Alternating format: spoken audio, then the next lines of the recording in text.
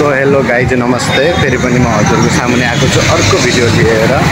आज चाहिँ म सुतेर भर्खरै उठेको थिएँ, ठक्क यस्तो उठेर हेरेको त बिहान बजार घुम्न मन लाग्यो। मार्केट घुमेर हेर्दाखेरि त यस्तो छ अवस्था, सटरहरू सबै खाली छ। अहिलेसम्म केही ओपन भएको छैन। अहिले चाहिँ यस्तो छ खाली। अहिले सायद म धेरै छिटो उठेर आए जस्तो छ। निन्द्रा छिटो खुल्यो, त्यसपछि मार्केट घुम्छु भनेर मार्केट घुमेर आउँदाखेरि त वीरगन्जको अवस्था यस्तो छ। केही सपिङ नि गर्छु भनेर दसैँको लागि सपिङ नि गर्छु भनेको थिएँ, तर बजारै खुल्या रहेन रहेछ, हल्का फल्का मात्रै खुल्या रहेछ अहिले चाहिँ। तर एउटा कुरा चाहिँ हो कि वीरगन्जमा यति बिहानै भए पनि तर गर्मी चाहिँ धेरै हुने क्या, एकदम हुन्छ नि गर्मी त अनलिमिटेडै छ, एकदम सहनै नसक्ने। यति बिहान अहिले भर्खर लगभग तपाईँको 9 बज्न लागिसक्यो होला, तर यस्तो गर्मी छ कि नभन्नु।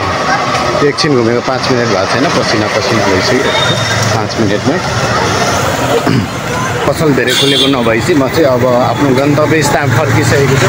यानि कि आफ्नो रुमतिर अब जान लाग्यो। दिउँसोतिर 2-3 बजेतिर सायद एकछिन मार्केट घुम्छु। त्यो टाइममा चाहिँ भने जस्तो हरेक चिज सबै पसलहरू पनि खुलिसकेको हुन्छ।